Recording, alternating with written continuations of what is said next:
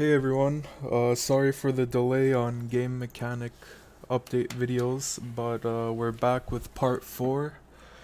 For part 4, I have the crouch mechanic. So, I believe I've already showcased about 3 mechanics so far. We had the sprint mechanic, jump dash mechanic, zooming in and out mechanic, and now let me show you where the crouch mechanic comes into play. So let's say we were, I guess, walking throughout the map and we have this sort of fence or barrier thing blocking us from getting to the other side. So this is where I believe my crouch mechanic could come in, and well, I wouldn't really call it like a crouch mechanic, but it essentially works like one. It allows me to go under smoothly. So here, let me just show you guys. So it allows me to smoothly go under and get to the other side.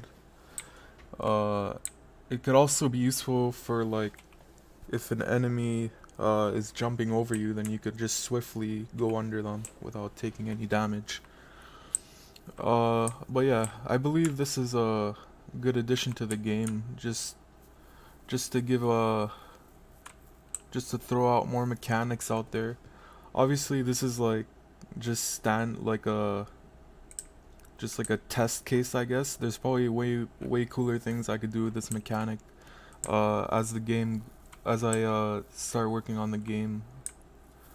Um, but to talk a little bit about how this works, it's pretty simple.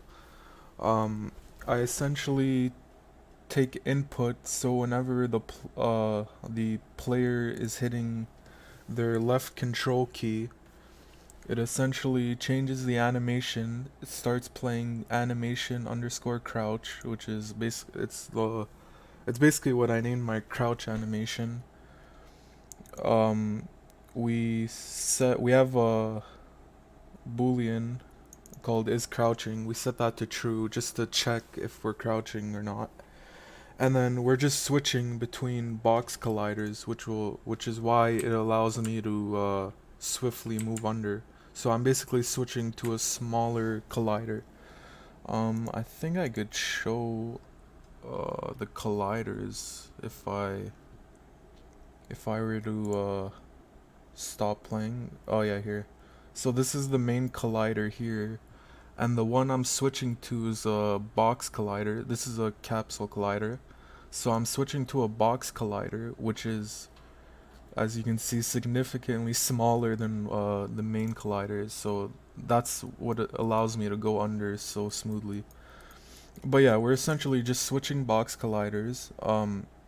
When the player is not hitting or holding the control key, so if we take the input again, but this time instead of just taking input from like checking to see if the player is holding it down, now we're checking if the player releases it. If the player releases it, then is crouching is set to false, and then we switch between the small box collider back to the capsule collider and step back and revert back to our standard animation set, which is animation idle. That should be it. This was a little short video. Next video we should be talking about the puzzle mechanic.